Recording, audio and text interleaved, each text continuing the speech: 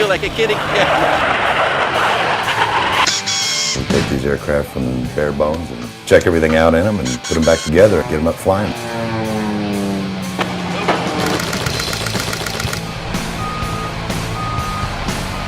It's a rocket with wings on it. It's got a lot of different names that it's been given. Widowmaker, lawn dart. It's probably got the longest fuselage length and the shortest wing length as far as fighter jets are concerned.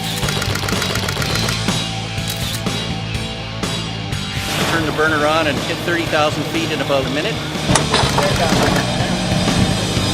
Ready to make them fly. I'm ready to crank that engine up now.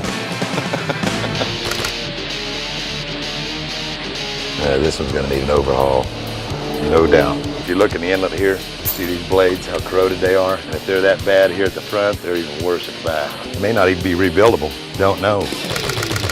There's also a new one of those sitting over there, and you can maneuver that flange to get the bolts on, and we can keep moving forward on this thing. You got to do the math on that one.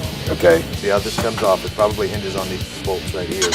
Look in your IPC set and see if it's got the hinge point there. That's number one. All right. Let's go take a look. What are you doing, Matt? We're trying to get it done as quickly as possible. No, it ain't going to be the best in the world, but you got to get it done. All right, try and fit it through there. Hear me out. Do what I ask you to do, okay? Drop that on his head, you get to pay for his hospital.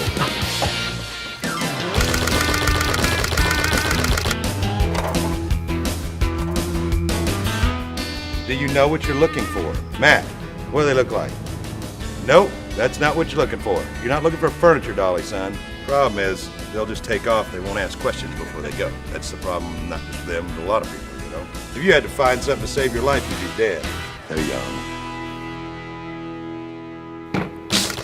Damn it. Okay, did you open this up?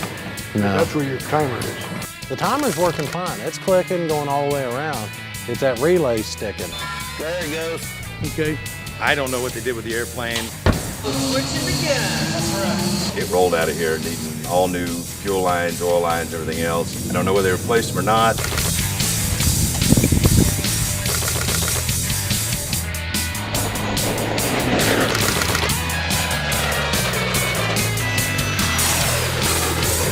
Sometimes they get a little narrow-minded. They think about it's just them in the airplane. A lot of times don't remember that they are flying over people.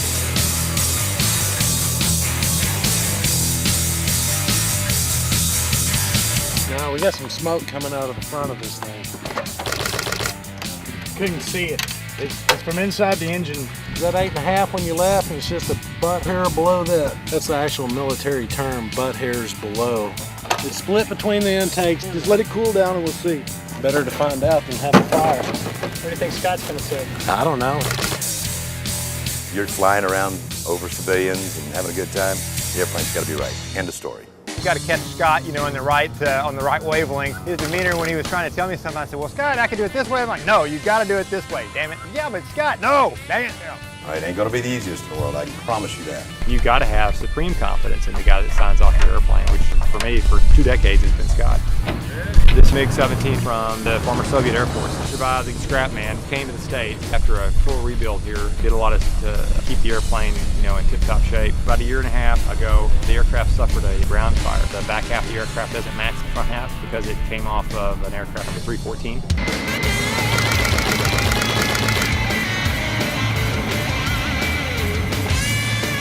The fire truck is out there by the runway, and I'm checking basic controllability, basic engine operations.